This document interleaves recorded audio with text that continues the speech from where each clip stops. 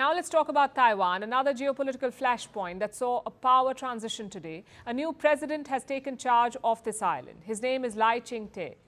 He won the presidential election in January this year. He's taken oath today, but in the past few months, he's got a fair idea of what's in store for him. Because China has been on his case, ramping up pressure, calling him a dangerous separatist, and sending warships and warplanes to flex its military muscle.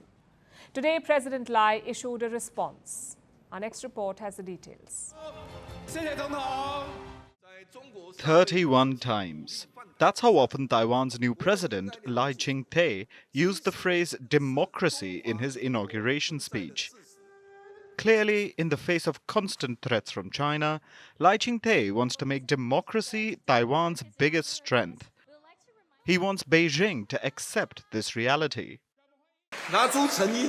I hope that China will face the reality of the Republic of China's existence, respect the choices of the people of Taiwan.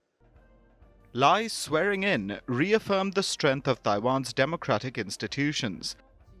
They have withstood Beijing's relentless efforts to interfere, influence, and isolate the island. But the greatest challenge to Taiwan comes from China's military. Taiwan's new president decided to confront the PLA today by issuing a warning. I also want to call on China to stop threatening Taiwan politically and militarily, take on global responsibility of maintaining peace and stability, to ensure the world is free from the fear of war. Lai wants China to end the intimidation of the island. But Beijing is paying no heed to Lai's messages. Before he took the oath of office, China had declared Lai a separatist and dismissed any prospect of dialogue. This morning, China decided to double down. What I want to emphasize is this: Taiwan independence is a dead end. No matter under what guise or what banner, pursuing Taiwan independence and secession is doomed to fail. These pictures would embolden Beijing further. A day before the inauguration, thousands of protesters assembled outside the ruling DPP's offices. These people are supporters of the TPP, the Taiwan People's Party, which sits in the opposition. They are unhappy with the ruling party. I think everyone already has developed a feeling of mistrust towards the government. During the 8 years of Tsai Ing-wen in power, there has been good and bad, which we have seen reflected in the vote in this past election. Lai needs to regain the trust of these voters. It won't be easy. Unemployment and the rising cost of living have disillusioned the voters. If Lai wants to push any significant reforms, he may face roadblocks in parliament. The DPP lacks a majority and would need support from political rivals. This will be a tough task. Last week, the differences became evident when lawmakers traded blows inside Parliament.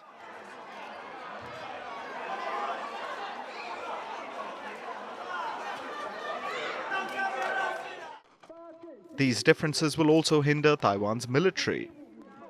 Lai wants to increase the defense budget to strengthen Taiwan's defenses against China.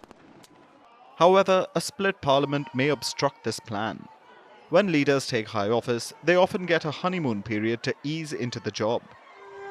But Lai may not receive that courtesy because he needs to hit the ground running right away.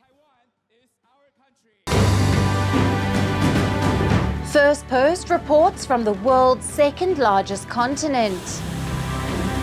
Hello, I'm Alison Lagrange. A very warm welcome from Durban, South Africa. We get you the news and the newsmakers from Africa. South Africa goes to the polls on the 29th of May. I will track the election and bring you ground reports. Is it the end of the road for the African National Congress? And will former President Jacob Zuma stage a dramatic comeback? From elections to climate change to innovations and opportunities. As the world's attention shifts, we report from Africa, the heart of the global South. Join me every weekday live on Firstpost.